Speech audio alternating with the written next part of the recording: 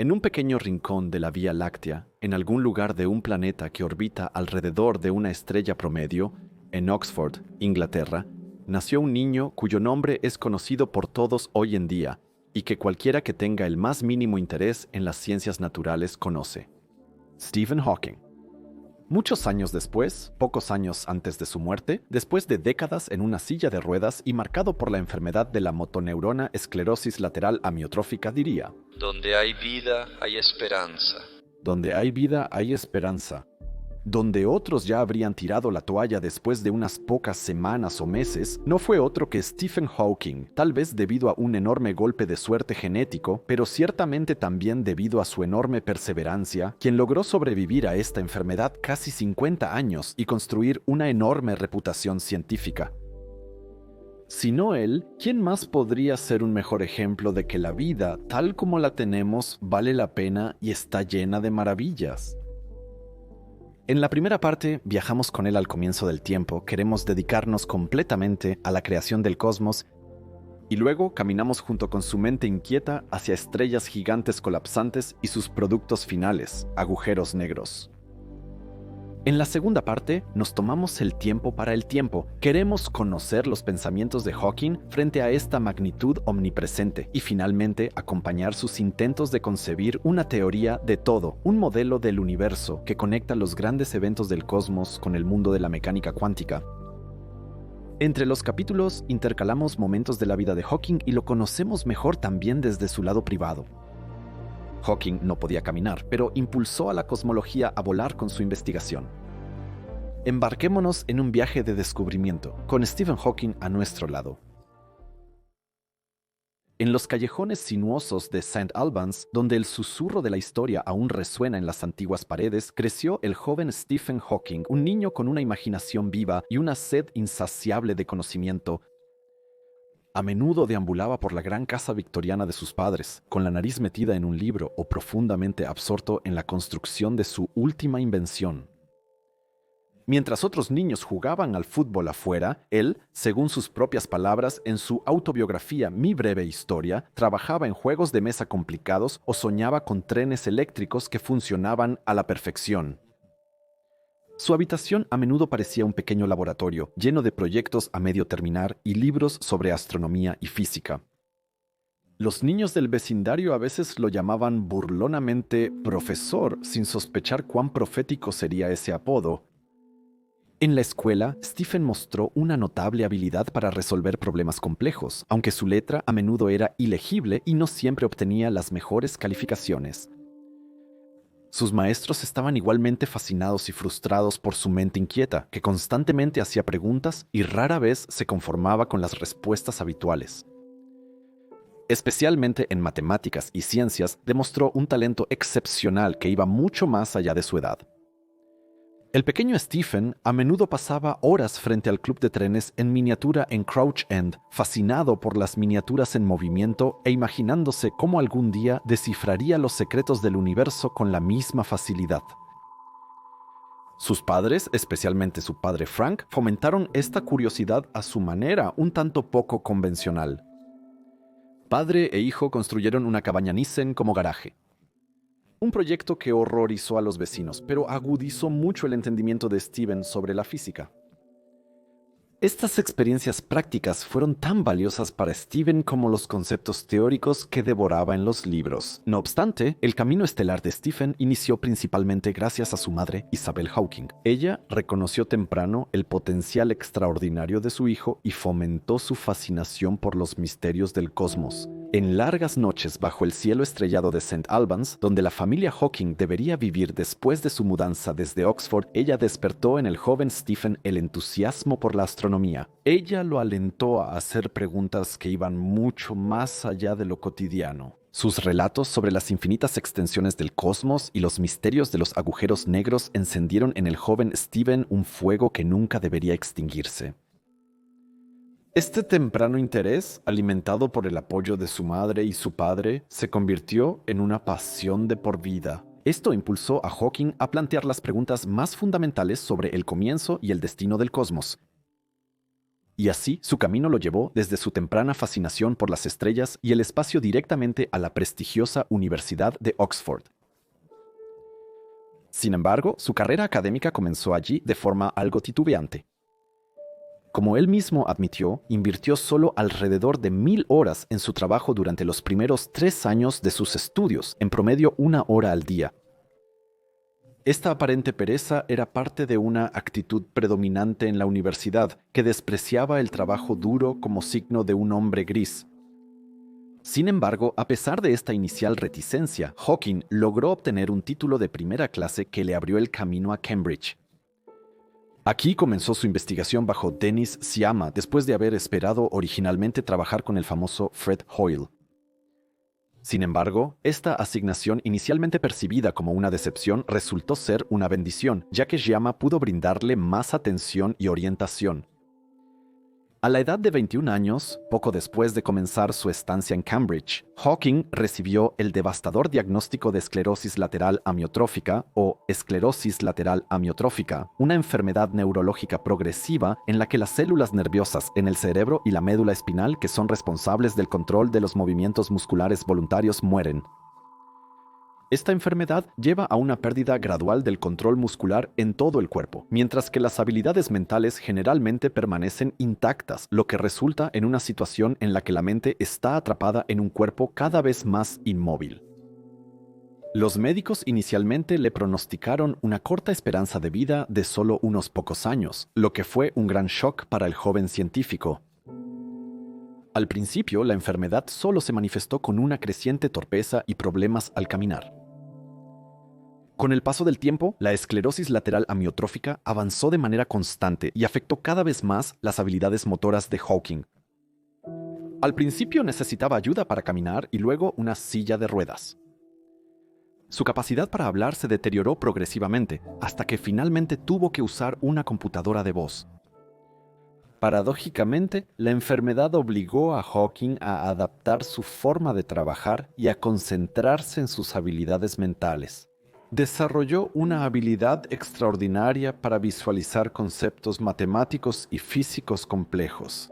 Hawking profundizó su comprensión de la teoría de la relatividad general, asistió a conferencias en el King's College de Londres para abordar las cuestiones fundamentales de la cosmología. El diagnóstico de su enfermedad de esclerosis lateral amiotrófica le dio a su trabajo una nueva urgencia y enfoque. A pesar del sombrío pronóstico médico, Hawking encontró nueva energía vital en su compromiso con Jane Wilde y en su investigación. Así, durante sus estudios en Cambridge, se encontró con la teoría del Big Bang y con un tema que ya había discutido de niño, el comienzo del cosmos. ¿Qué ingredientes añadió Hawking al cóctel del Big Bang y cómo llegó a la idea de que el cosmos al principio tal vez estaba concentrado en un punto minúsculo? Como el pueblo Bishongo de África Central, al principio solo había oscuridad, agua y el gran dios Bumba. Un día Bumba, con dolor de estómago, vomitó el sol. El sol secó parte del agua, dejando la tierra vacía. Aún con dolor, Bumper vomitó la luna. Las estrellas y luego algunos animales, el leopardo, el cocodrilo, la tortuga y finalmente el hombre. Este tema de creatividad, como muchos otros, intenta responder a las preguntas que todos nos hacemos. ¿Por qué estamos aquí? ¿De dónde venimos? Por supuesto, la idea de un estallido que dio vida al universo no fue concebida por una sola persona, sino que se desarrolló a lo largo de varias décadas a través de las contribuciones de varios científicos. El sacerdote y físico belga Georges Lemaitre sentó las bases para esta teoría en 1927 al proponer la idea de un universo en expansión que se originó a partir de un átomo primordial. El astrónomo estadounidense Edwin Hubble proporcionó en 1929 pruebas empíricas importantes para esta idea con su descubrimiento de la expansión del cosmos. El término Big Bang fue acuñado irónicamente por el astrónomo británico Fred Hoyle, quien era un oponente de esta teoría. En las décadas siguientes, muchos científicos, incluyendo a George Gamow, Ralph Alpher y Robert Herman, contribuyeron al desarrollo y refinamiento de la teoría del Big Bang. El Big Bang es un tema de la cosmología, una subdisciplina de la astronomía que se ocupa de la estructura y el desarrollo del universo. No obstante, la cosmología seguía en la oscuridad a principios de los 70. Después de que la Vía Láctea fue desplazada del centro del universo por Hubble y Lemaitre y todos los científicos eran conscientes de un cosmos en expansión, una pregunta fundamental estaba en el centro que dividía a la comunidad científica. ¿El universo tuvo un comienzo en absoluto? En Cambridge, donde Hawking aún estudiaba en ese momento, la idea del comienzo de todo se discutía de manera controvertida. Parte de los científicos temía que tal momento de creación excediera los límites de la física e inevitablemente introdujera explicaciones religiosas, mientras que otra parte de los investigadores tenía una mentalidad más progresista y quería avanzar en la física a pesar de todas las preocupaciones. En este ambiente intelectualmente cargado, Hawking profundizó su investigación. Sus primeros trabajos se centraron en la aplicación de la teoría de la relatividad general en la cosmología, especialmente en la pregunta de si el universo realmente tuvo un comienzo en el tiempo. Sin embargo, esto tenía una ventaja. Este debate intelectual colocó a la cosmología en el centro de interés de la ciencia.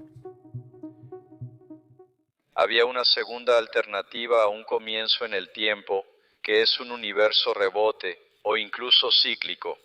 Quizás el universo tuvo una fase de contracción previa y que había rebotado de la contracción a la expansión a una densidad alta, pero finita. Stephen investigó primero si, a pesar de la expansión, podría ocurrir en algún momento un rebote del cosmos, una especie de gran rebote, es decir, una transición de una fase de contracción a una fase de expansión a una densidad alta pero finita. Muchos físicos se imaginaban el cosmos como una especie de banda de goma que en algún momento rebota de nuevo. Sin embargo, Hawking cuestionó el gran rebote.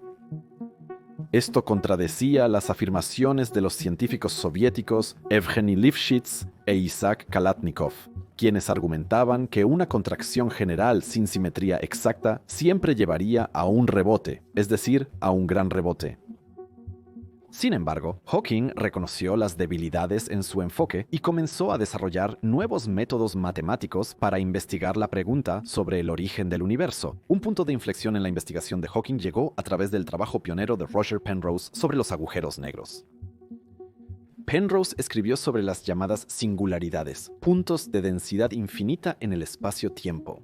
Todo lo que fuera absorbido por tal singularidad, como resultado, nunca podría regresar. Inspirado por los métodos de Penrose, Stephen aplicó argumentos similares a la expansión del cosmos. Pudo demostrar que también debía haber singularidades aquí, donde el espacio-tiempo tenía un comienzo. El trabajo pionero de Hawking sobre la teoría del Big Bang fue rápidamente reconocido en la comunidad científica. En el año 1966 ganó el prestigioso Premio Adams de la Universidad de Cambridge por un ensayo sobre este tema. Este ensayo forma la base para el libro La estructura a gran escala del espacio-tiempo, que Hawking escribió junto con George Ellis y que se publicó en 1973. En él interpreta el Big Bang como un punto de inicio singular del universo que, según las leyes de la teoría de la relatividad general, parece inevitable.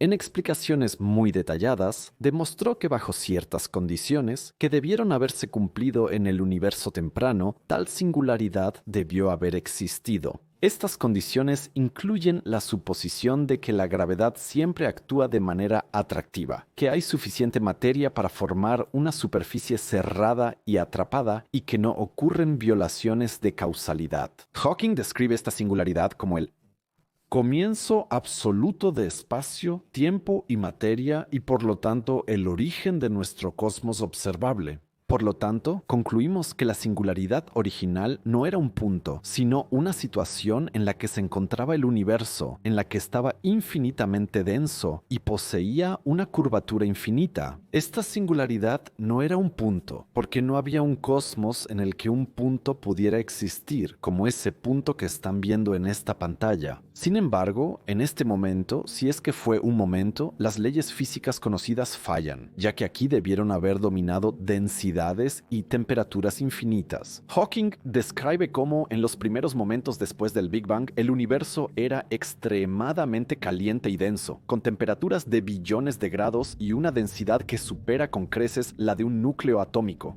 En este estado aún no existían átomos o incluso estructuras más grandes, solo un plasma de partículas fundamentales. Hawking explica cómo, a partir de este estado inicial, mediante una rápida expansión y enfriamiento, surgieron gradualmente las estructuras que observamos hoy en el cosmos.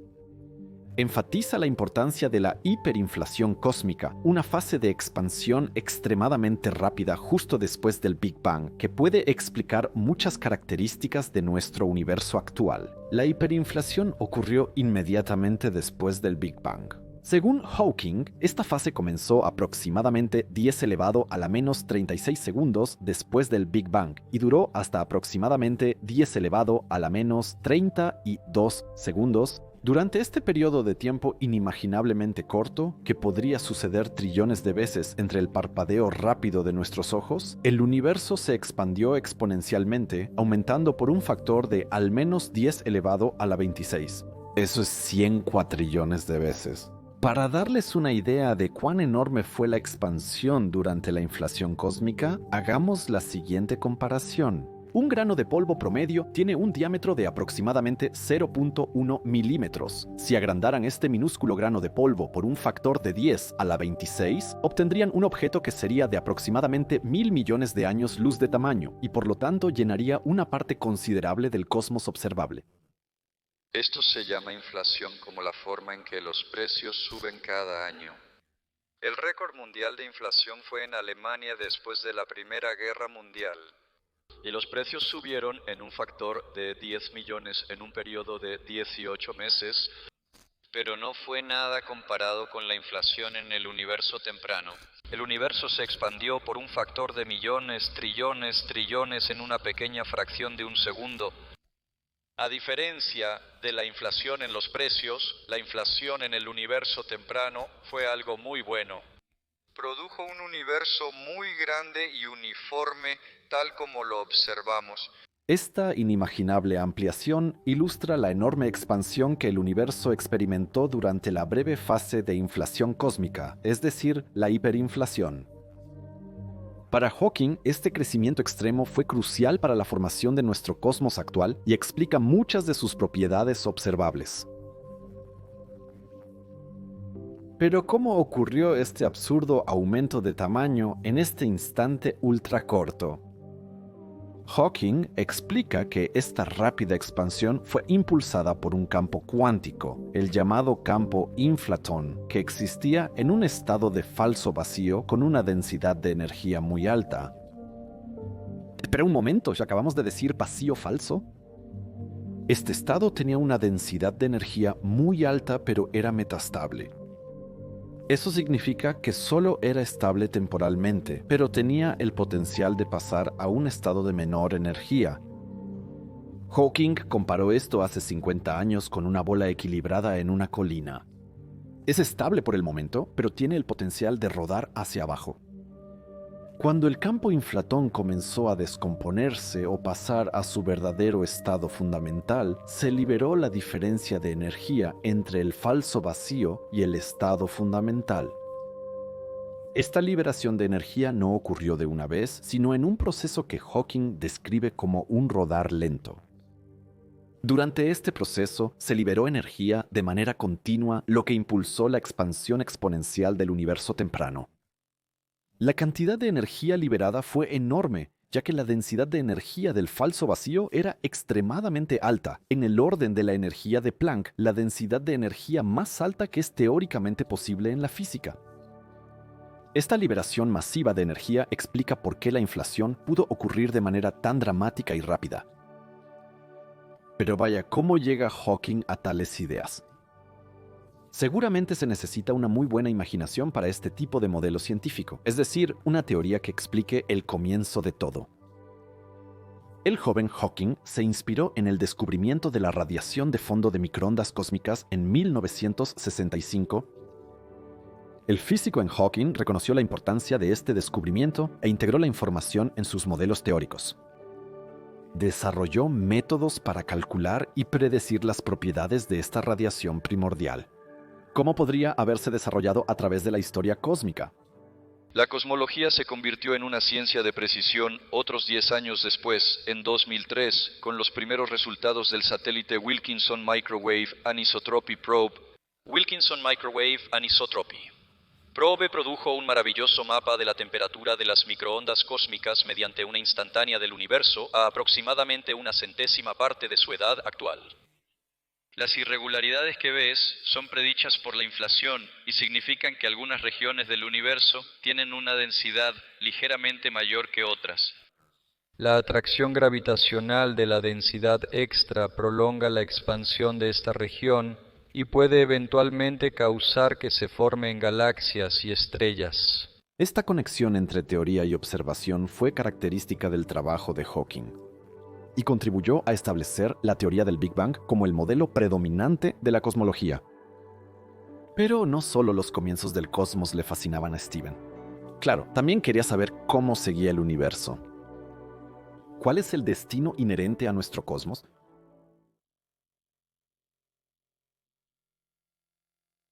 A muchos científicos todavía no les gustaba la idea de que el universo tuviera un comienzo, porque parecía implicar que la física se derrumbaba. Habría que invocar a una entidad externa que por conveniencia uno puede llamar Dios, para determinar cómo comenzó el universo. La reducción de la expansión del cosmos a la singularidad original fue la evolución lógica de la teoría de la relatividad general de Einstein. Stephen Hawking fue uno de los primeros en hacer esta conexión. Sin embargo, también debería ocuparse de algo sobre lo que los físicos aún no están de acuerdo hasta el día de hoy. El fin del universo. Sería un verdadero eufemismo decir que algunos escenarios para la muerte de todos son fantásticos. Como estamos hablando del fin de todo lo que existe, de la aniquilación de la realidad, por así decirlo, ninguna palabra podría hacer justicia a estos últimos momentos de la existencia cósmica. Uno de estos escenarios del fin del mundo es el llamado Gran Colapso Final o Big Crunch. Este escenario fue estudiado en profundidad por Hawking ya en la década de los 1960. En su concepción, la gravedad supera en algún momento la fuerza de expansión del universo, lo que lleva a una inversión de la expansión. El universo comienza a contraerse, donde toda la materia y energía se unen en un crunch final. Similar a un Big Bang inverso, Hawking demostró que en este escenario, las singularidades que había investigado en su tesis doctoral volverían a aparecer. Sin embargo, más tarde revisó su evaluación de la probabilidad de este escenario, después de que las observaciones astronómicas mostraran que la expansión del universo en realidad se está acelerando, en lugar de desacelerar. Otro evento posible sería el Gran Desgarro o Big Rip, que Hawking consideró más tarde, en los años 90 del siglo pasado, como una posible consecuencia de la misteriosa energía oscura. En este modelo, la expansión del universo se acelera cada vez más hasta que la fuerza de expansión se vuelve tan fuerte que desgarra todas las estructuras en el cosmos. Hawking describió cómo este proceso tendría lugar en todas las escalas de tamaño. Primero se desgarrarían los cúmulos de galaxias, luego las galaxias individuales, los sistemas solares, los planetas y finalmente incluso los átomos y las partículas elementales. La escala de tiempo para este proceso depende de la naturaleza exacta de la energía oscura, que Hawking consideraba uno de los mayores misterios sin resolver de la física moderna. Enfatizó que nuestra comprensión de esta energía misteriosa e incomprensible es crucial para determinar si este escenario es realista o no. La Gran Congelación o Big Freeze, por otro lado, fue durante mucho tiempo el escenario más probable para el fin del cosmos según Hawking. En esta concepción, el universo se expande continuamente, enfriándose y perdiendo densidad de energía constantemente. Hawking describió cómo en este proceso primero las estrellas agotan su combustible y luego se apagan. Las galaxias se alejan cada vez más hasta que ya no pueden verse entre sí.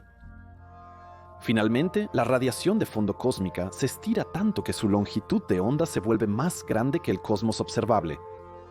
En la fase final de este escenario, Hawking imagina un universo oscuro y frío en el que ya no es posible la formación de estructuras. Las partículas elementales se descomponen y hasta los agujeros negros se evaporan mediante la radiación de Hawking que él postuló. Al final queda un espacio casi vacío que se acerca al cero absoluto. Un estado que Hawking denominó como la muerte térmica del universo. Sin embargo, Hawking también echaba un vistazo a la mecánica cuántica, ese misterioso mundo de las partículas más pequeñas que probablemente crearon las leyes de la naturaleza gracias a las cuales existimos, pero que en gran medida aún permanecen misteriosas. Sus reglas extrañas, en las que las partículas pueden estar en varios lugares al mismo tiempo o atravesar túneles a través de barreras aparentemente insuperables, podrían tener consecuencias inimaginables a nivel cósmico. Estas consideraciones nos llevan a la pregunta fundamental sobre el verdadero comienzo y fin del cosmos. ¿Existen partículas como electrones o fotones en la forma en que las imaginamos? Hawking estaba tan fascinado con esta idea que pasó gran parte de su vida desarrollando una teoría que combina la mecánica cuántica y la gravedad que une la cosmología. Frecuentemente comparaba esta búsqueda con intentar leer la mente de Dios. En sus últimos años de vida, Hawking incluso especuló que nuestro universo podría ser solo uno de muchos en un gigantesco multiverso. Una reflexión que complica aún más la cuestión del principio y el fin. En sus años posteriores, Hawking desarrolló ideas fascinantes sobre cómo las fluctuaciones cuánticas podrían conducir a un universo eternamente existente. Argumentó que a nivel cuántico, el universo podría existir en una superposición de diferentes estados, similar a cómo el famoso gato de Schrödinger puede estar vivo y muerto al mismo tiempo. En este modelo, no hay un final definitivo del universo, sino una fluctuación constante entre diferentes estados. Hawking vinculó esta idea con su propuesta sin fronteras, que desarrolló junto con James Hartley. Este modelo sugiere que el universo no tiene un comienzo o fin definido, sino que existe en un estado cuántico que abarca todas las historias y futuros posibles. Esto significa que el fin del universo no se entendería como un único evento final, sino como una de infinitas posibles configuraciones, todas existiendo simultáneamente en un espacio multidimensional de posibilidades. En esta concepción, el fin del cosmos no sería más ni menos real que su comienzo o cualquier otro momento de su existencia. Hawking a menudo comparaba esto con la superficie de una esfera. Así como en la superficie de una esfera no hay un punto de inicio o final definido, el universo en este modelo tampoco tendría límites claros en el tiempo. En cambio, cada punto en el espacio-tiempo sería igualmente el principio y el fin dependiendo de la perspectiva del observador. Esto, a su vez, nos llevaría a que diferentes finales para nuestro universo podrían existir en paralelo en diferentes estados cuánticos. Desde una pacífica deriva hasta un colapso catastrófico. Cada uno de estos escenarios sería parte de la función de onda del cosmos, una descripción matemática de todos los estados posibles. Lo increíble de esta idea es que abre la posibilidad de que nuestro cosmos pueda ser inmortal de alguna manera. Porque incluso si una rama particular de la historia cósmica llega a su fin, infinitas otras ramas continuarían existiendo. Hawking incluso sugirió que las fluctuaciones cuánticas podrían permitirle al universo recrearse a sí mismo, casi en un eterno baile cósmico de creación y destrucción. En esta imagen, el fin del universo sería simplemente una transición, un salto cuántico a otro estado. Los límites entre el pasado, el presente y el futuro se desdibujarían y el concepto de un transcurso de tiempo lineal, como lo conocemos, perdería su significado. En cambio, el universo existiría en un estado cuántico atemporal, en el que todas las historias y futuros posibles se realizan simultáneamente. Mientras que el Big Bang es bastante lógico y puede ser rastreado hasta un estado primordial, el final del cosmos es completamente diferente. ¿Cuál creen que es el final más probable del universo? Escriban su opinión en los comentarios. Sin embargo, estos temas no fueron los primeros con los que Stephen tuvo que lidiar. Porque a diferencia de su carrera científica, su estado de salud no mejoró durante su tiempo en Cambridge. La década de los 70 marcó para Stephen Hawking un tiempo de ascenso y reconocimiento científico. En el año 1974 fue sorprendentemente elegido miembro de la Royal Society, un honor que asombró a sus colegas, ya que Hawking en ese momento todavía era un joven asistente de investigación. Pero su talento no permaneció sin reconocimiento por mucho tiempo. En tan solo 3 años ascendió a profesor. Sin embargo, este veloz avance profesional también conllevó retos. Su esposa Jane cayó en una depresión después de su elección, preocupada de que Hawking ahora hubiera alcanzado la cima de su carrera y que a partir de ahí solo podría ir cuesta abajo. Un rayo de esperanza en este difícil momento fue la invitación de su amigo y colega de investigación Kip Thorne al Instituto de Tecnología de California, o Caltech en resumen. Este viaje resultaría ser un punto de inflexión para la familia y la estancia planificada en los Estados Unidos despertó en la familia una mezcla de anticipación y nerviosismo, ya que no sabían qué esperar en el entorno académico y cultural desconocido para ellos. La estancia en California abrió a Hawking un nuevo mundo de independencia y movilidad. Por primera vez utilizó una silla de ruedas eléctrica que le proporcionó un grado de libertad de movimiento hasta entonces desconocido. El entorno accesible en los Estados Unidos, en comparación con Gran Bretaña, era mucho más avanzado que en otros países y contribuyó aún más a este sentimiento de independencia. La familia Hawking se mudó a una casa de estilo colonial proporcionada por Caltech cerca del campus. Para manejar mejor la vida diaria, uno de los estudiantes de investigación de Stephen vivía con la familia y lo ayudaba en rutinas diarias como levantarse, acostarse y algunas comidas. A cambio, el estudiante se benefició de la atención académica de Hawking. Estos arreglos permitieron a Hawking dedicarse intensivamente a su trabajo científico a pesar de su enfermedad en progreso. Los niños, Robert y Lucy, disfrutaron al máximo la vida californiana. Asistieron a una escuela estadounidense que era muy diferente a sus experiencias anteriores en Inglaterra, en parte debido a las medidas de seguridad más estrictas al recoger a los niños, que Hawking inicialmente encontró extrañas. El tiempo en Caltech se distinguió por la productividad científica y encuentros cautivantes. Hawking se encontró allí con físicos destacados como los ganadores del premio Nobel Richard Feynman y Murray Gell-Mann. La rivalidad entre estas dos figuras de la física ofreció una visión interesante de la dinámica de la crema innata científica de esa época. Fue un tiempo emocionante en la física de partículas. El descubrimiento de nuevas partículas encantadoras en el Centro de Aceleradores Lineales de Stanford confirmó la teoría de Gell-Mann sobre la composición de protones y neutrones a partir de partículas aún más fundamentales, los quarks. En medio de estos avances revolucionarios, Hawking desarrollaba sus propias teorías. Comenzó a ocuparse de otro tipo de singularidad, los agujeros negros. Estos ya eran conocidos desde la década de 1970, pero Stephen les añadiría algunas otras propiedades emocionantes y les pondría su sello. Penrose había demostrado que una vez que una estrella moribunda se había contraído a un cierto radio, inevitablemente habría una singularidad, un punto donde el espacio y el tiempo llegaban a su fin. Para entender qué son los agujeros negros, vamos a verlos desde la perspectiva de Stephen Hawking y solo usaremos sus trabajos de investigación y los de sus colegas.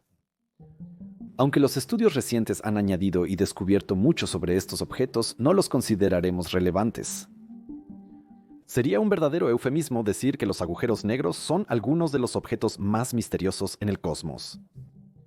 Hawking y sus colegas ya sabían bastante sobre su origen en los años 60 y 70 del siglo XIX, Cuando las estrellas masivas colapsan bajo su propia gravedad al final de sus vidas, su núcleo se transforma en un agujero negro.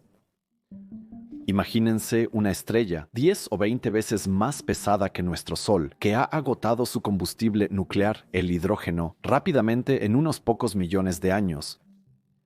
Sin la presión externa de la fusión nuclear, comienza a colapsar en sí mismo.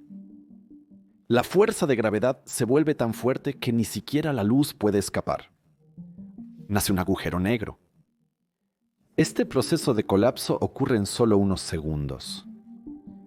En la mayoría de los casos, el núcleo de una estrella gigante simplemente desaparece en un agujero negro o se transforma. Pero en masas mayores puede suceder que la estrella explote como una supernova antes de que el núcleo colapse. Entonces, las capas externas de la estrella se precipitan hacia el núcleo, son reflejadas por él y se refleja una cantidad inmensa de neutrinos, varias decenas de órdenes de magnitud por encima de lo que el Sol produce en toda su vida. Esta enorme cantidad de estas misteriosas partículas fantasmales provoca expansiones rápidas en las capas externas que han caído sobre el núcleo. En una explosión, se alejan de la estrella a varios miles de kilómetros por segundo y llegan profundamente a las vastedades del espacio. Ha ocurrido una supernova de colapso del núcleo. A menudo solo queda una estrella de neutrones, el objeto más compacto antes de las singularidades. Pero en algunos casos, el núcleo de una estrella gigante tiene tanta masa que se transforma directamente en un agujero negro. Estos monstruos negros se conocen en la física como el punto de no retorno. La característica más conocida de los agujeros negros es, sin duda, que incluso la luz queda atrapada en ellos si cruza un cierto límite, comúnmente conocido como horizonte de eventos.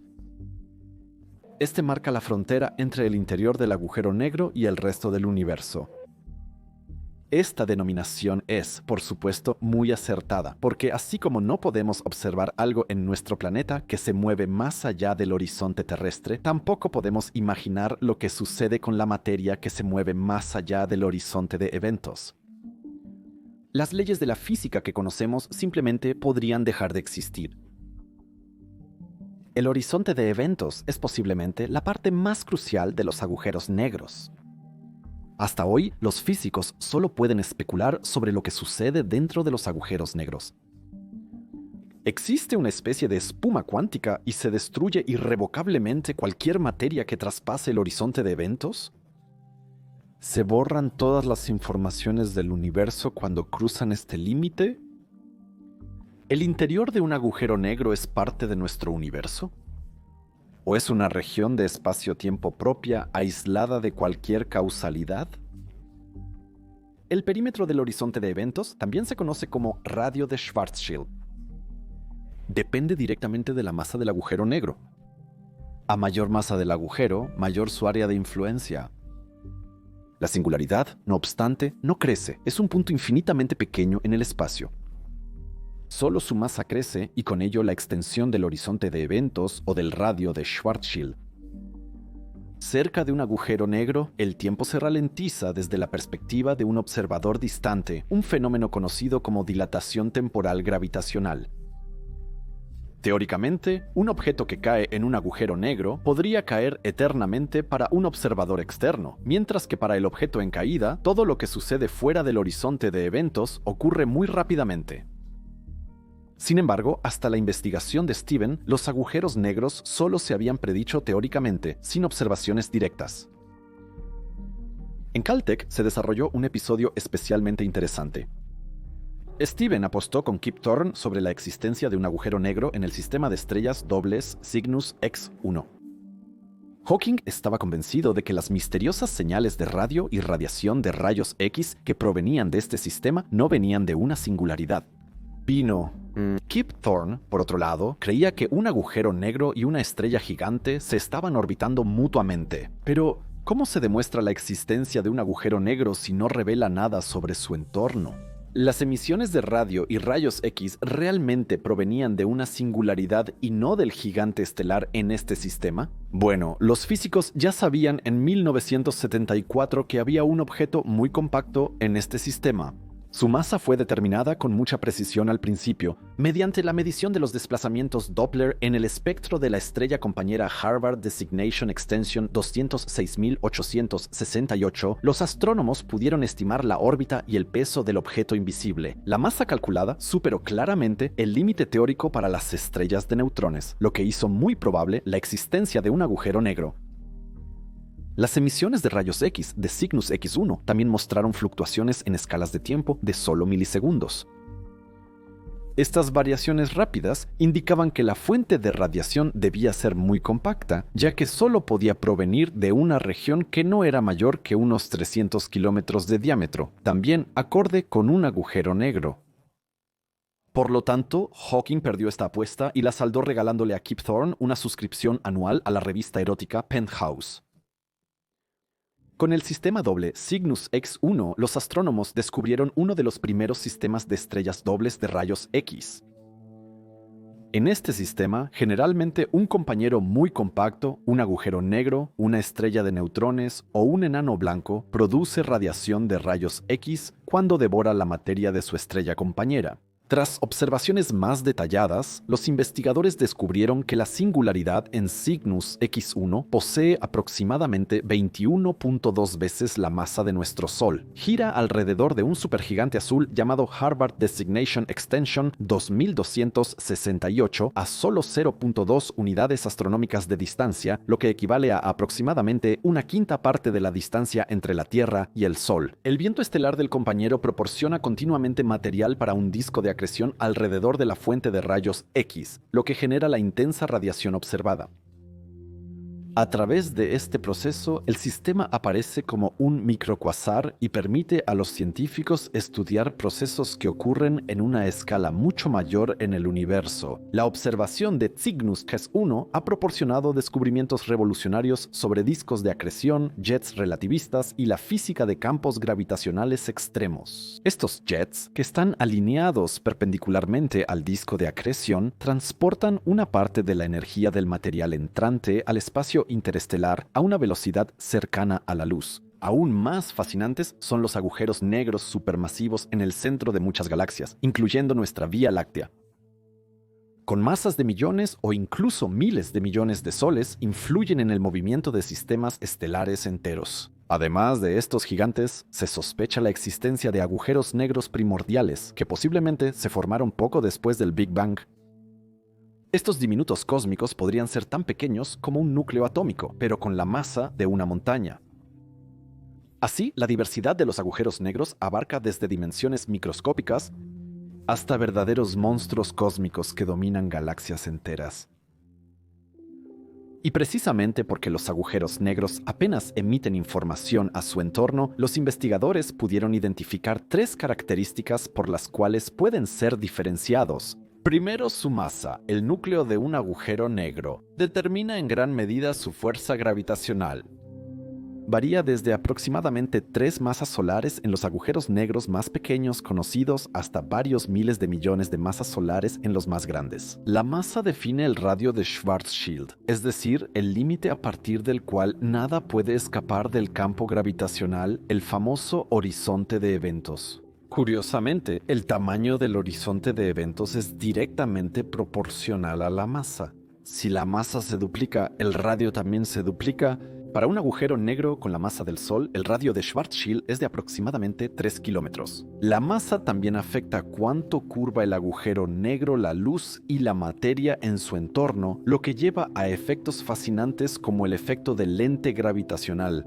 También se conoce la segunda propiedad, el momento angular o el giro de un agujero negro. Sin embargo, esta es una medida mucho más compleja, que tiene profundos efectos en su entorno. El giro a menudo surge del momento angular de la estrella colapsada que formó el agujero negro o de la absorción de materia con un cierto momento angular. Un agujero negro rotatorio arrastra el espacio-tiempo a su alrededor, un fenómeno conocido como arrastre de Marco.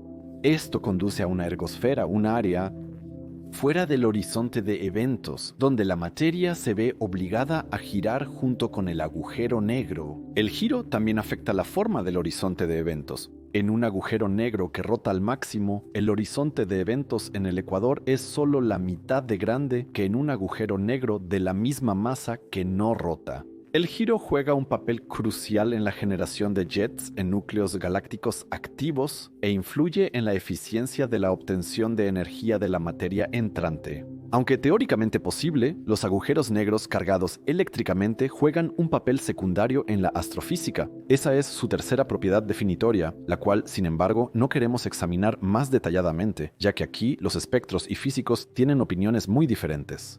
Preferimos ocuparnos de qué información pudo obtener Stephen Hawking del horizonte de eventos y qué tienen que ver las leyes de la termodinámica con la entropía de la materia que cae en las garras de un agujero negro. Entonces, el siguiente paso obvio sería combinar la relatividad general, la teoría de lo muy grande, con la teoría cuántica, la teoría de lo muy pequeño. No tenía conocimientos en teoría cuántica, y el problema de la singularidad parecía demasiado difícil para un ataque frontal en ese momento. Para Hawking, seguramente fue muy sorprendente el descubrimiento de una conexión entre los agujeros negros y las leyes de la termodinámica. Esto marcó para él y muchos otros físicos un punto de inflexión en la investigación de estos misteriosos monstruos negros. Por primera vez, no eran simplemente los núcleos colapsados de estrellas gigantes o sus hermanos supermasivos en los centros de las galaxias. Pero antes de comenzar a diseccionar los agujeros negros más detalladamente, hagamos un pequeño viaje a la termodinámica sin la cual no podríamos avanzar aquí. Es una de las ciencias más exactas y se aplica a todos los objetos dentro de nuestro cosmos. Establece, entre otras cosas, que la energía no puede ser creada ni destruida. Solo puede ser transformada de una forma a otra. Imagínenselo de esta manera. Si lanzas una pelota contra una pared, la energía cinética de la pelota se convierte en calor y sonido al impactar. La cantidad total de energía permanece igual, solo cambia su forma. Los físicos describen esto como la ley de conservación de energía de la termodinámica. Se complica cuando consideramos que el calor siempre fluye por sí solo de un cuerpo más cálido a uno más frío, nunca al revés. Piensa en una taza de café caliente. Con el tiempo se enfría por sí sola, pero una taza de café frío nunca se calienta por sí misma. Esta frase también introduce el concepto de entropía, que se puede entender como una medida del desorden en un sistema. La entropía de un sistema cerrado siempre aumenta o permanece igual. Nunca disminuye. Hemos escuchado aspectos interesantes de la termodinámica. Ahora pasemos a los agujeros negros. Así, Stephen Hawking y sus colegas descubrieron que la superficie del horizonte de eventos de un agujero negro se comporta de manera similar a la entropía en la termodinámica clásica. Al igual que la entropía de un sistema nunca disminuye, el área del horizonte de eventos también crece constantemente cuando la materia o la radiación caen en el agujero negro. Esta fascinante analogía sugiere una conexión más profunda entre la geometría de los agujeros negros y los principios fundamentales de la termodinámica.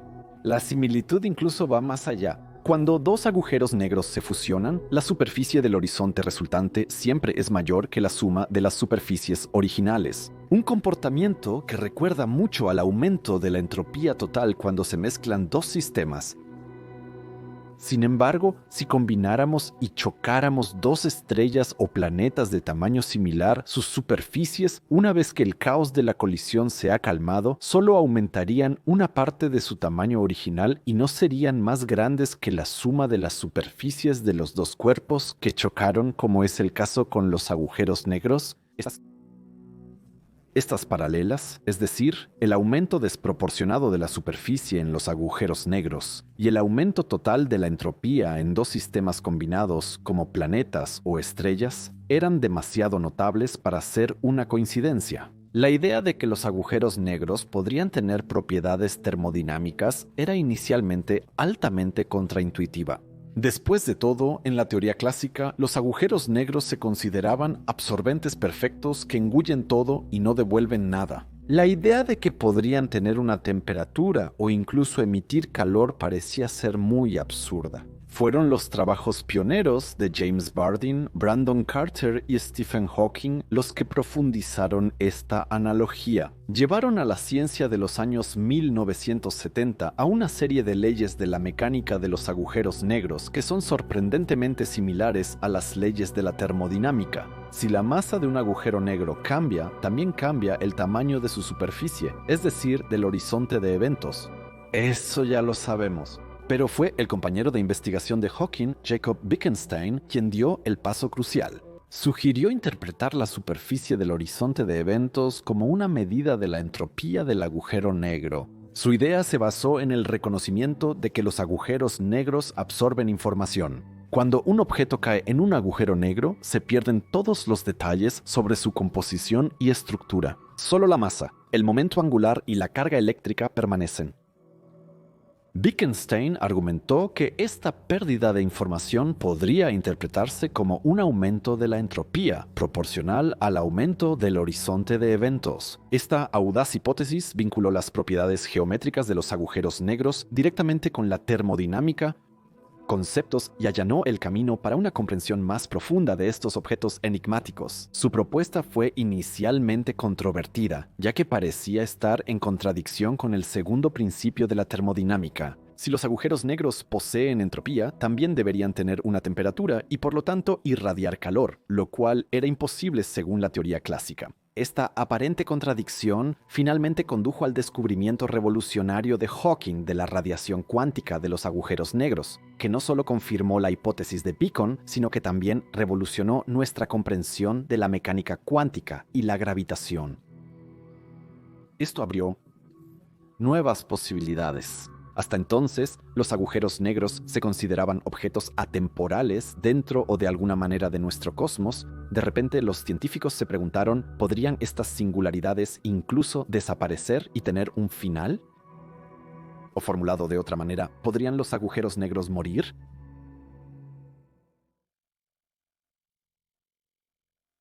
Mi trabajo sobre los agujeros negros comenzó con un momento eureka. Unos días después del nacimiento de mi hija, Lucy, Al meterme en la cama me di cuenta de que podía aplicar a los agujeros negros la teoría de la estructura causal que había desarrollado para los teoremas de singularidad. En teoría, se sabía que los agujeros negros emitían un tipo de radiación muy extraña. Pero, ¿qué era exactamente y cómo se demostraba? La búsqueda de esta extraña radiación, que a partir de ahora se llamaría radiación de Hawking, había comenzado. Inicialmente, Hawking y el físico teórico Don Page buscaron indicios de tales emisiones en el fondo de la radiación gamma, pero no pudieron encontrar ninguna señal de ello. La radiación gamma, o radiación de rayos X, son variantes de radiación muy cortas, pero por lo tanto mucho más intensas en energía. Por lo tanto, se centraron en las variantes muy pequeñas y solo teóricamente concebidas de agujeros negros, los llamados agujeros negros primordiales. Según Hawking y Page, estos se originaron al comienzo del cosmos solo fracciones de segundo después del Big Bang, cuando el cosmos era muy denso. Estas variantes primordiales de singularidades estelares y supermasivas deberían ser solo del tamaño de un átomo o una moneda y tener aproximadamente la masa de una montaña o un planeta. Nadie, ni un solo científico antes de Page y Hawking, incluyó los efectos cuánticos. Estos efectos cuánticos representaban un emocionante puente entre el mundo de lo inimaginable en los agujeros negros, entre lo inmensamente grande y lo pequeño. El descubrimiento revolucionario de Stephen Hawking de que los agujeros negros pueden emitir partículas revolucionó nuestra comprensión de estos extremos cósmicos. Contrariamente a la idea clásica de que nada puede escapar de un agujero negro, Hawking demostró que las leyes de la mecánica cuántica permiten una forma sutil de radiación. Esta radiación, que lleva su nombre, se produce en la frontera entre el mundo cuántico y la gravedad, justo en el horizonte de eventos. El mecanismo detrás de esto es tan asombroso como elegante. En el mundo cuántico, el vacío fluctúa constantemente, creando pares de partículas virtuales y antipartículas que se destruyen inmediatamente. Sin embargo, cerca de un agujero negro puede suceder que una partícula de dicho par sea capturada por el horizonte de eventos, mientras que la otra escapa. Esta partícula que escapa aparece a un observador distante como una emisión del agujero negro. El descubrimiento de Hawking no solo fue sorprendente, sino también profundamente significativo para nuestra comprensión de las leyes fundamentales de la naturaleza. Mostró que incluso en las regiones más extremas del universo, donde la gravedad es predominante, los efectos cuánticos juegan un papel crucial. Este conocimiento sentó las bases para la búsqueda de una teoría completa de la gravedad cuántica que hasta el día de hoy sigue siendo uno de los mayores desafíos de la física teórica. La radiación de Hawking, como una de las pocas teorías, vincula elementos de la teoría de la relatividad general, la mecánica cuántica y la termodinámica, mostrando cómo estas áreas aparentemente separadas de la física están en realidad profundamente interconectadas. Las propiedades de la radiación emitida por los agujeros negros son tan sorprendentes como reveladoras. Hawking demostró que esta radiación presenta un espectro térmico perfecto, como si el agujero negro irradiara como un cuerpo caliente ordinario. La temperatura de esta radiación es inversamente proporcional a la masa del agujero negro. Cuanto más pequeño es el agujero, más caliente e intensa es su emisión. Para los agujeros negros estelares con una masa de varias soles, esta temperatura es insignificante, muy por debajo de la radiación de fondo cósmica. Pero para los hipotéticos agujeros negros primordiales con la masa de una montaña, la temperatura podría alcanzar miles de millones de grados, lo que daría lugar a una intensa emisión de rayos gamma. Esta radiación lleva energía y hace que el agujero negro se encoja, un proceso que se conoce como evaporación. Page y Hawking teorizaron que los agujeros negros, contrariamente a las suposiciones anteriores, podrían tener una estructura interna a través de esta radiación, que se caracteriza por su temperatura y entropía.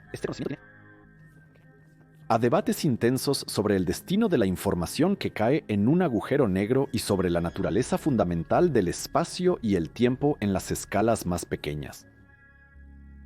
Pero hagamos un breve viaje al mundo de la mecánica cuántica. La creación y destrucción de pares de partículas virtuales, un fenómeno fundamental de la teoría cuántica de campos, se ve afectada aquí de tal manera que pueden surgir partículas reales. ¿Y qué era del cosmos tiene exactamente estas condiciones que se encuentran al borde de un agujero negro? Correcto, el Big Bang. Por esta razón, la investigación de la radiación de Hawking podría proporcionar la clave para entender el origen de nuestro universo y la naturaleza del espacio y el tiempo mismo. También nos proporciona razones para reflexionar sobre la ramificación de la mecánica cuántica, la termodinámica y la gravitación. Tres áreas de las cuales las primeras dos, gravitación y termodinámica, están muy bien investigadas, mientras que los científicos aún no han explorado completamente la mecánica cuántica. Hawking y su colega Don Page finalmente descubrieron otra relación extremadamente fascinante después de algunos cálculos matemáticos. La temperatura de los agujeros negros es inversamente proporcional a su masa, lo que lleva a la situación paradójica de que los agujeros negros más pequeños son más calientes que los más grandes. Eso ya lo hemos escuchado. Para un agujero negro estelar con la masa de nuestro Sol, esta temperatura sería insignificantemente pequeña, menos de 1/1000ª de grado, por encima del cero absoluto. Sin embargo, para los agujeros negros primordiales con la masa de una montaña o menos, la temperatura podría alcanzar miles de millones de grados, lo que resultaría en una emisión intensa de partículas. Esta radiación no solo incluiría fotones, sino potencialmente todo tipo de partículas elementales, lo que podría convertir a los agujeros negros en aceleradores de partículas cósmicas únicos. Por lo tanto, el estudio de esta radiación podría proporcionar información sobre la naturaleza de estas singularidades y aspectos fundamentales de la física de partículas a energías extremadamente altas. ¿Y qué sucede si los agujeros negros realmente emiten algún tipo de energía? Sí, se encogen, eso ya lo habíamos escuchado. Pero hay una implicación muy fascinante de esta radiación de Hawking, es decir, que los agujeros negros podrían realmente desaparecer y terminar. Pero no desaparecerían simplemente del cosmos, sino que se despedirían con una explosión. Esto se relaciona con la tasa de radiación de Hawking. Esto aumenta cuanto menor es la masa de un agujero negro, Mientras que los agujeros negros estelares y supermasivos emiten radiación muy lentamente, esto ocurriría de manera muy abrupta en las singularidades que caen por debajo de un cierto límite de masa, como una bola que primero rueda muy lentamente por una pendiente muy suave y luego acelera desproporcionadamente a medida que la pendiente se vuelve más empinada. Esto sería más extremo en el caso de un pequeño agujero negro. Si solo es del tamaño de un núcleo atómico, entra en la fase final. En sus últimos momentos, libera la energía restante en una explosión de radiación intensa y se desvanece en una explosión, aunque una supernova sería insignificante en comparación. Una explosión de agujero negro de este tipo liberaría la energía que nuestro Sol emite en 300 años. Pero deberíamos preocuparnos de que estas explosiones puedan ocurrir en cualquier lugar repentinamente. Para nada. Para los grandes agujeros negros estelares, este proceso es extremadamente lento. Un agujero negro con la masa de nuestro Sol tardaría aproximadamente 10 a la potencia de 67 años en evaporarse. 100 quinquagintillones de años o 100.000 millones de billones de billones de billones de años. ¿Y eso solo para un agujero negro estelar? Las cifras que resultarían de los agujeros negros supermasivos superarían nuestra ya muy tensada imaginación. Las posibilidades de evaporación de los agujeros negros determinarían uno de los destinos más tristes del cosmos, con los que ya hemos tratado en algunos capítulos anteriores. En un futuro lejano, cuando todas las estrellas se hayan extinguido, los agujeros negros podrían ser las últimas fuentes de energía y actividad en el cosmos. Su evaporación gradual llenaría el universo con una radiación débil pero constante hasta que finalmente también las últimas singularidades se hayan evaporado. Esta idea de una muerte térmica del universo plantea preguntas fundamentales sobre la naturaleza del tiempo y la eternidad, y muestra cuán estrechamente relacionada está la investigación de los agujeros negros con nuestra idea del fin del universo. Imaginar que las explosiones de agujeros negros podrían ser los únicos eventos intensivos en energía al final del cosmos, cuando todas las estrellas y planetas ya se han enfriado, es una idea que no podría ser más triste, pero también más épica. Aparte de las singularidades primordiales y evaporativas, Hawking, sin embargo, hizo otra conexión que era absolutamente única, pero que, si consideramos su investigación sobre singularidades, parece absolutamente lógica. ¿Qué tienen en común los agujeros negros y los universos bebé?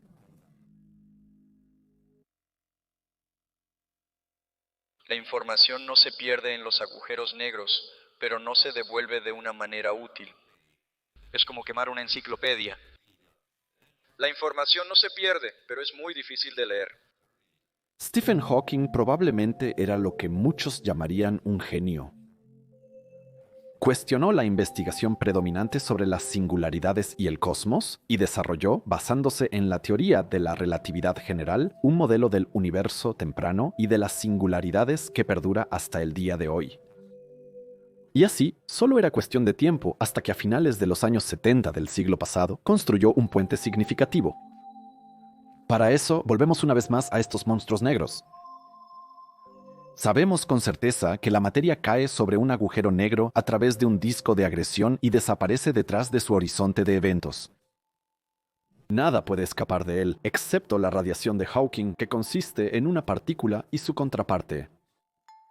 Pero, ¿qué sucede con la materia que desaparece en la singularidad? ¿Está irrevocablemente perdida o existe otra posibilidad? Les pido paciencia con lo que sigue. Parece muy ilógico, pero Hawking y sus colegas de investigación realmente consideraron la posibilidad de que las singularidades pudieran funcionar como lugares de nacimiento de universos diminutos. Cuando las partículas caen en un agujero negro, según esta teoría, no simplemente desaparecen, sino que podrían ser transferidas a un universo miniatura emergente a través de un proceso cuántico. Estos universos bebé podrían existir en otra dimensión a la que Hawking llama tiempo imaginario. Aunque para un observador externo todo lo que pasa el horizonte de eventos de un agujero negro parece perdido para siempre, en realidad podría continuar existiendo en otra realidad, en otro cosmos. Imaginen el interior de un agujero negro como una especie de horno cósmico, donde se hornean nuevos universos, mientras que nuestro universo conocido actúa como la ubicación de este horno. A diferencia de un horno real, nada puede salir de nuestro horno de agujero negro. Hawking y sus colegas se preguntaron si las enormes fuerzas gravitacionales dentro de un agujero negro son realmente capaces de deformar el espacio-tiempo tan fuertemente que se crea un nuevo universo. Este proceso podría entenderse como una especie de división celular cósmica en la que nuestro cosmos produce continuamente nuevos brotes. La teoría de los universos bebé también podría explicar por qué las constantes naturales en nuestro universo están tan finamente ajustadas para permitir la vida. Quizás nuestro universo es simplemente uno de innumerables, en el que las condiciones son casualmente exactamente correctas. Sin embargo, esta idea hasta ahora es solo una teoría, porque además de la prueba matemática, los investigadores necesitan una prueba definitiva y observable de la existencia de tales nuevos cosmos. Sí, el concepto de los universos bebés se basa en fundamentos matemáticos sólidos y de alguna manera encaja en la imagen general de nuestro entendimiento cosmológico. Hawking se encargó de eso con su meticulosa matemática. Imaginó estos universos en miniatura como pequeñas burbujas en la estructura del espacio-tiempo, inicialmente invisibles e inaccesibles para nosotros. Sus propiedades probablemente serían muy distintas a las de nuestro universo conocido. Posiblemente allí se apliquen otras leyes físicas o las dimensiones de espacio y tiempo estén estructuradas de manera diferente. Un aspecto fascinante es la idea de que estos universos bebé podrían desarrollarse en cosmos completos, con sus propias galaxias, estrellas y quizás incluso formas de vida. El nacimiento de un universo así no sería perceptible para nosotros, ya que ocurriría en un área más allá de nuestro horizonte observable, es decir, prácticamente dentro de un agujero negro detrás del horizonte de eventos. Esta teoría abre la posibilidad de un multiverso, donde innumerables universos existen uno al lado del otro, cada uno con sus propias características y leyes únicas. La idea...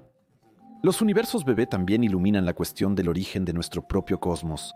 ¿Podría ser que nuestro cosmos mismo se originó como un universo bebé en un agujero negro de un universo abuelo? Esta idea proporcionaría una explicación elegante para el Big Bang, que entonces podría ser entendido como el proceso de nacimiento de nuestro universo. La teoría sugiere que la creación de nuevos universos podría ser un proceso continuo que constantemente expande y cambia la estructura cósmica.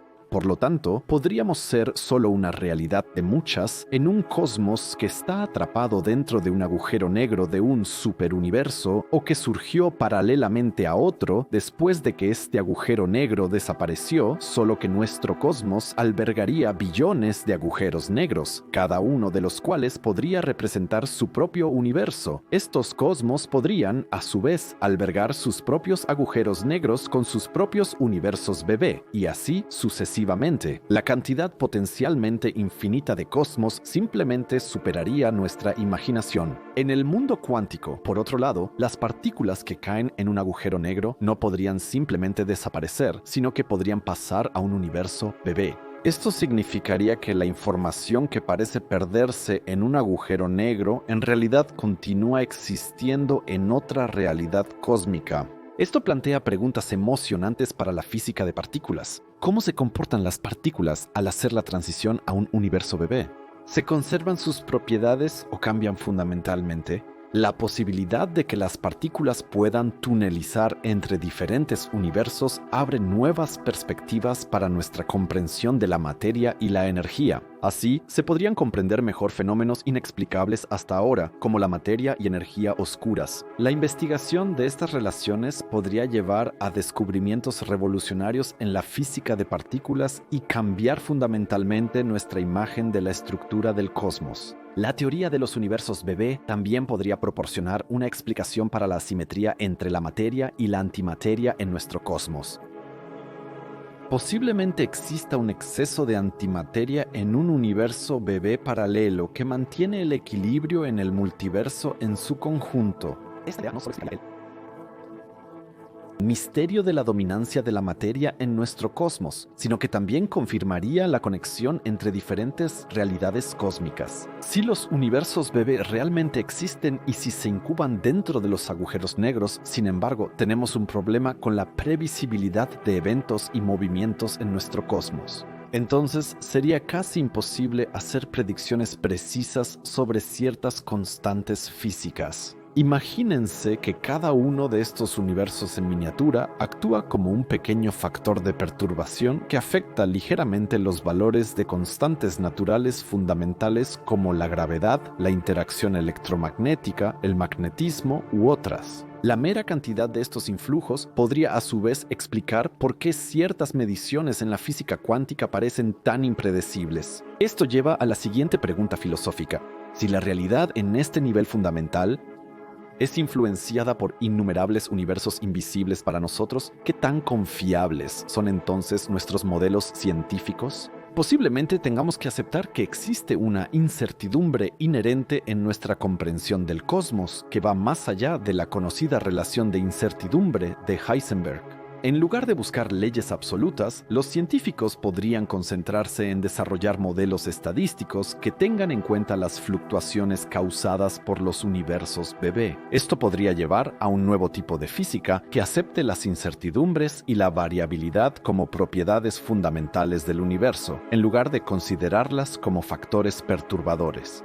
Pero si no somos los únicos habitantes del universo, quizás no somos tan únicos como pensábamos hasta ahora. Quizás somos solo uno de muchos universos infinitamente posibles, cada uno con sus propias leyes físicas y formas de vida. Esto haría que el principio antrópico se viera bajo una luz completamente nueva. El principio antrópico es una teoría en física que sostiene que nuestro universo está equipado, es decir, equipado con esas constantes naturales que favorecen el desarrollo de formas de vida.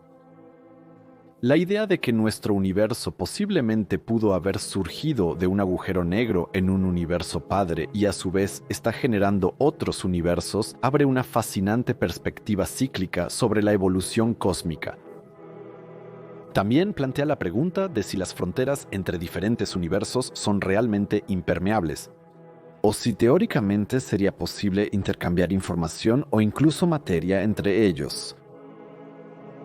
Estas consideraciones se encuentran en la intersección entre la física y la filosofía y nos desafían a pensar más allá de los límites de nuestro entendimiento actual y a encontrar nuevas formas de explorar los secretos más profundos del cosmos. Donde hay vida, hay esperanza. Donde hay vida, hay esperanza. Esta frase de Stephen Hawking ahora nos parece en una luz completamente nueva. A pesar de su enfermedad, su incapacidad para moverse y los problemas asociados con la vida cotidiana, dominó la disciplina de la física.